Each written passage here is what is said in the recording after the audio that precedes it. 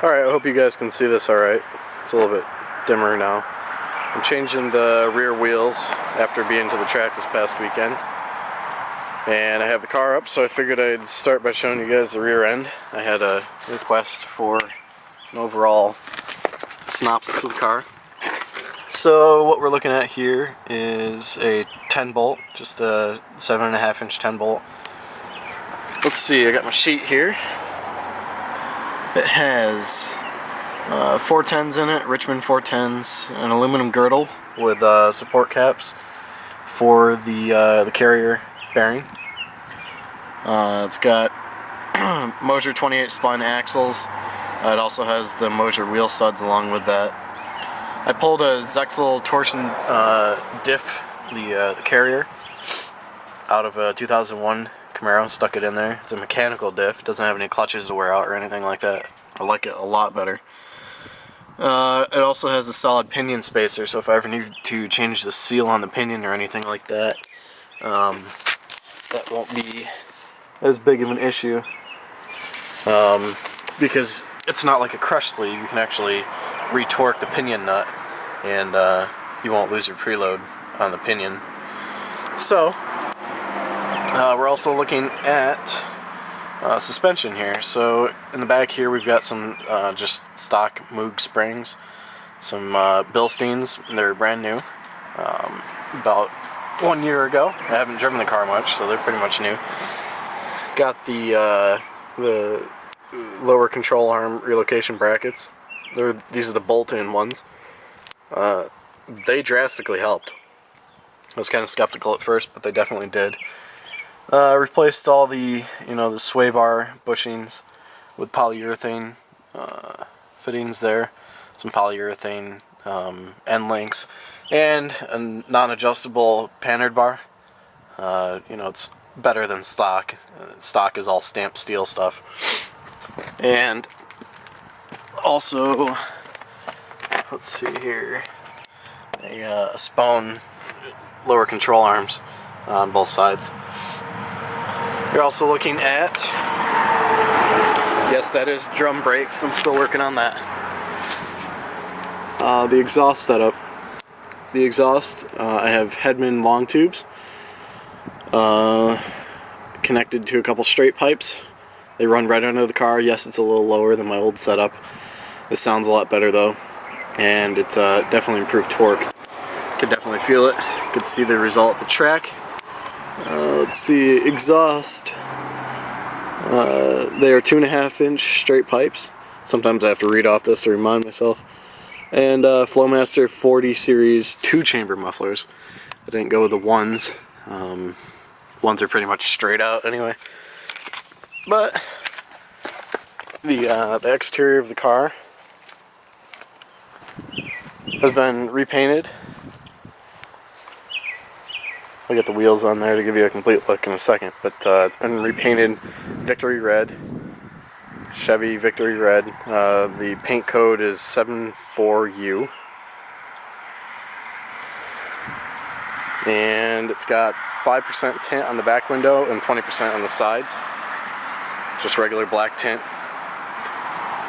And we also stuck an aluminum homemade Chevy emblem logo nose badge on there. Anyway, I'll stick the wheels on and show you the engine and whatnot. Just give me a second. By the way, I don't know if you guys saw the other video. That thing had bad lifters in it, and the lower intake manifold gasket was bad. But I replaced the lifters in the intake manifold gasket, and after probably 10 hours altogether, it's back together and running better than ever. So anyway, back to this thing. Let's see, talk a little bit more about the suspension. It's got those rear control arms, relocation bracket, subframe connectors. They're welded in. We also have an Edelbrock tubular torque arm. I didn't talk about that. The torque arm helped immensely with traction at the track, just like those lower control arm relocation brackets. My 60-foot times right now are 2 seconds, right around there. But that is because I've got, these are pretty worn out, but the clutch that's in the car right now with the T56 in there, the 6-speed, it's the stock clutch, and the engine is overpowering that clutch badly. The tires stick, but the clutch slips, so it's not getting me anywhere. So as soon as I get a new clutch in there to match, you know, the strong transmission, the stronger 10-bolt, should be cutting those down to 1.8 or 1.7 pretty easily. Anyway, 36mm front and 24mm back sway bars. Polyurethane bushings on both of those. Polyurethane transmission mount, polyurethane torque arm mount. The theme here is polyurethane bushings, and they really do stiffen things up, but they're not so bad like solid mounts, where it'll, you know, like if you have solid engine mounts, it'll shake the crap out of the car and subsequently shake the crap out of you. You know, you'll feel every single little thing in the car like a race car. This gives it a nice firm feel. Let's see, it helps transfer power better as well. Since it's an IROC-Z, it does have the stock Wonder Bar on the front sway bar, and it has Bilstein shocks all the way around it right now. The front ones are pretty worn out. I have to redo the front suspension on this. But anyway, show you inside real quick, and we'll start it.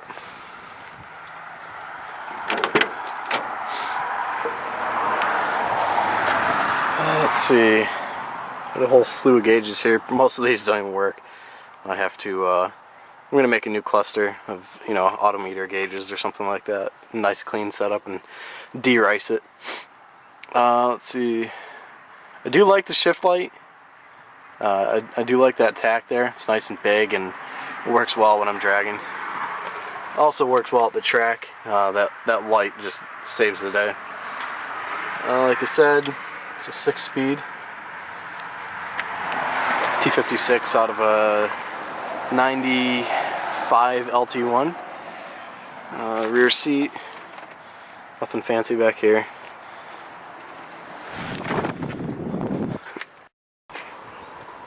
Dirtiest part of the whole car, under the hood. Haven't done this yet.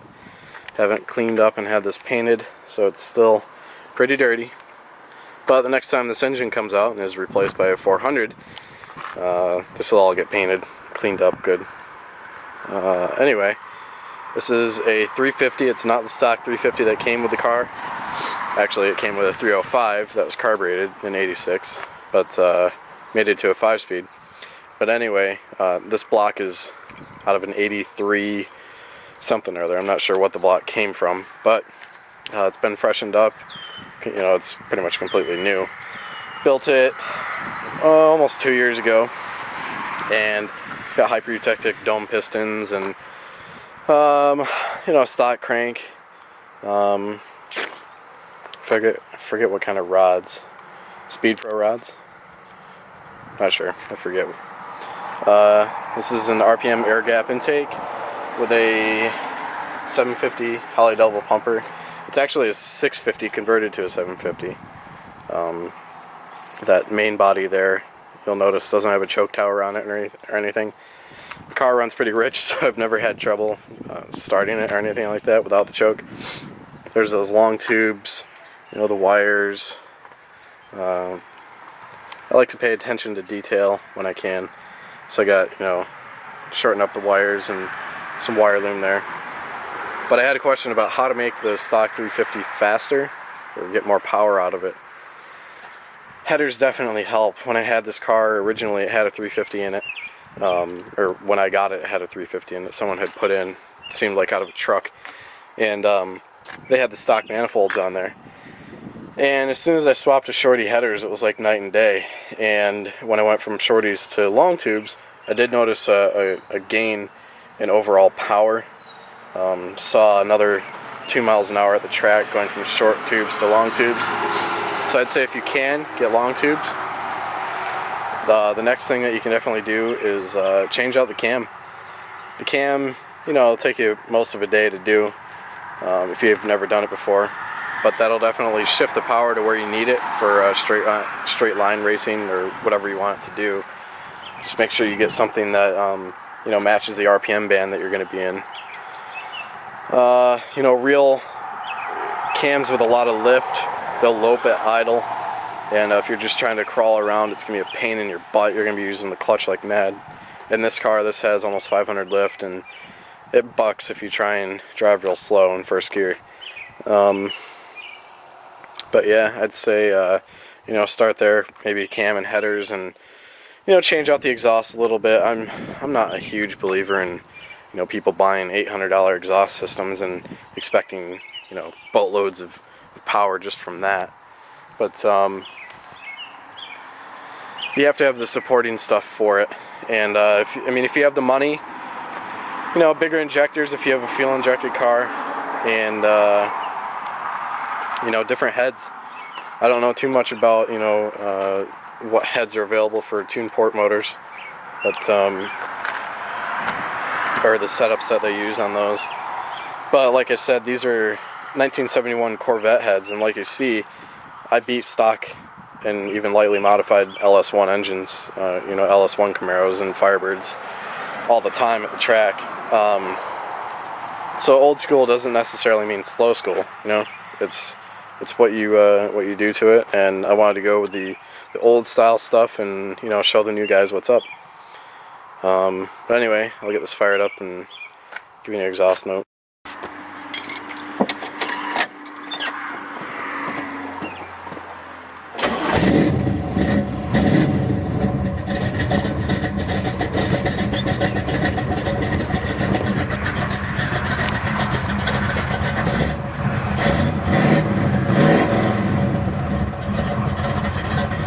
I'll let it warm up for a second here.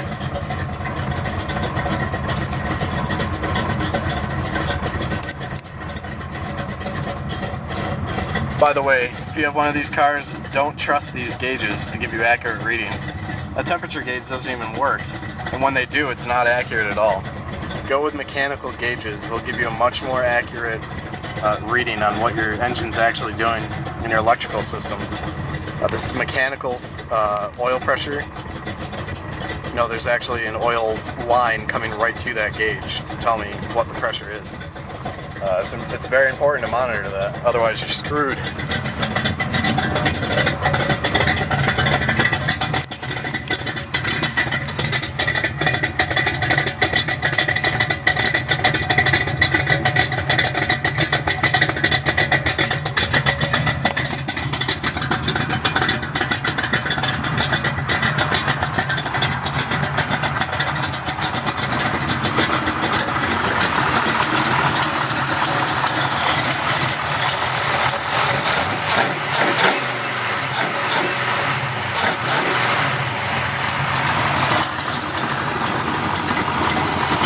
But there you have it. If you have any more questions or anything, let me know.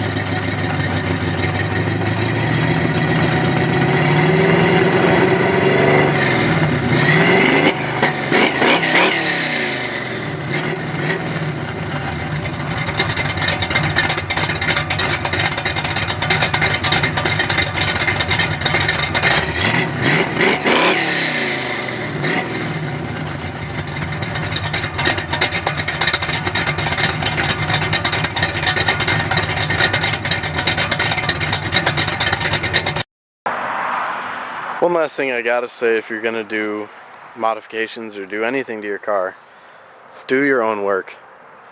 You don't know what someone at a shop is gonna do to your car, or if they're gonna do the job right. And I think that you'd much rather have the peace of mind knowing that the job was done right and not spend a boatload of cash, you know, just guessing, than if you just did the job yourself, knew it was done right. Take your time and spend less money. You learn something in the process, and I mean, you'll be able to fix a lot more in the future. In this car, I did the engine, I built that myself, swapped the transmission, rebuilt the rear end. I didn't know how to do any of that before I got this car. So it's just a learning process, and you know, everyone starts somewhere. So ask people questions. Hopefully they won't be jerks. I won't be a jerk if you have questions for me. So I understand that people start somewhere. But anyway, I guess that's it. Take care.